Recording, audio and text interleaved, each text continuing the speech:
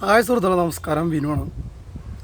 അപ്പോൾ ഇന്ന് വന്ന വീഡിയോയിൽ വരാൻ കാരണം നമ്മുടെ ചാലക്കുടി മാള റൂട്ടിൽ, അതായത് നമ്മുടെ ചാലക്കുടി മാള റൂട്ടിൽ നമ്മുടെ പ്രൈവറ്റ് ബസ്സുകാർ യാത്രക്കാരായിട്ട് ഒരു അഡ്ജസ്റ്റ്മെൻറ്റ് ടൈപ്പ് ഉണ്ട്. അതായത് വേറെ പ്രശ്നങ്ങളും ഇല്ലാണ്ട് അഡ്ജസ്റ്റ്മെൻറ്റിൽ ഇങ്ങനെ പോയിട്ടിരിക്കണം. കേസുകൾ എനിക്ക് എൻ്റെ ഒരു ഇവിടുത്തെ മറ്റുള്ള വണ്ടികളെ വെച്ച് സംബന്ധിച്ച് നോക്കുമ്പോൾ ഈ ലൈനിൽ മറ്റുള്ള കേസുകൾ കുറവാണ്. അതായത് തല്ലുപിടുത്തവും അതേപോലെ തന്നെ യാത്രക്കാരോടുള്ള മോശപ്പെട്ട രീതിയിലുള്ള പെരുമാറ്റവും പിന്നെ തിക്കും തിരക്കും ബഹളമൊക്കെ ഇത്തിരി കുറവുണ്ട്. ഈ ലൈനിൽ പരമാവധി വണ്ടികളിൽ, പ്രൈവറ്റ് വണ്ടികളിൽ ഇത്തിരി സമാധാനമുള്ള ഏരിയയാണ്. അത് പല ഡ്രൈവർമാർ വന്ന് ആലുവ ലൈനിൽ നിന്നായാലും എറണാകുളം ലൈനിൽ നിന്നായാലും അതേപോലെ തൃശ്ശൂർ ലൈനിൽ നിന്നായി വന്ന് ഓടിക്കും പറയാറുണ്ട് ഈ ലൈനിൽ ഇത്തിരി സമാധാനം ഉണ്ടെന്ന്. അതേപോലെ തന്നെ മറ്റുള്ള നമ്മുടെ അമ്പലനട, റെയിൽവേ, കോട്ടാറ്റ്, അണ്ണല്ലൂർ, തിരുത്തിപ്പറമ്പ്, കാരൂർ റോഡ്, ഗുരുതിപ്പാല, പഴൂക്കര, അഷ്ടമിച്ചിറ, വടമ്മ, ഈ പറയുന്ന സ്ഥലങ്ങളിൽ എല്ലായിടത്തും നമ്മുടെ ഈ ചാലക്കുടി മാള ലൈനിൽ ഓടുന്നൊരു ബസ്സുകാർക്ക് ഒരു സമാധാനമുള്ള ഏരിയയാണ്. വലിയ പ്രശ്നങ്ങളില്ല.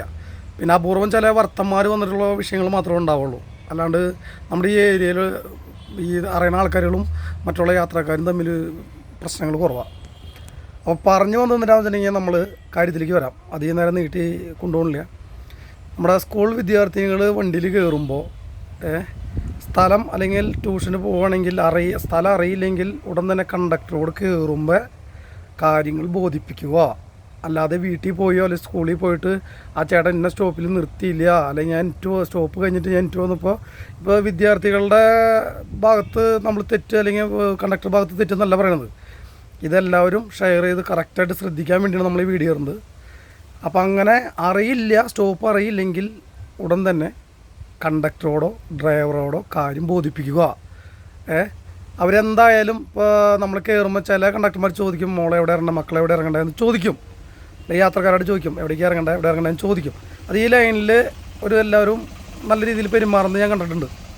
അപ്പോൾ അതുകൊണ്ട് പ്രത്യേകിച്ച് ചെറിയ കുഞ്ഞു മക്കളായിട്ടുള്ള എല്ലാവരും ശ്രദ്ധിക്കുക. അതേപോലെ അവരുടെ അമ്മമാരും രക്ഷിതാക്കളും മറ്റുള്ള എല്ലാവരും ശ്രദ്ധിക്കുക.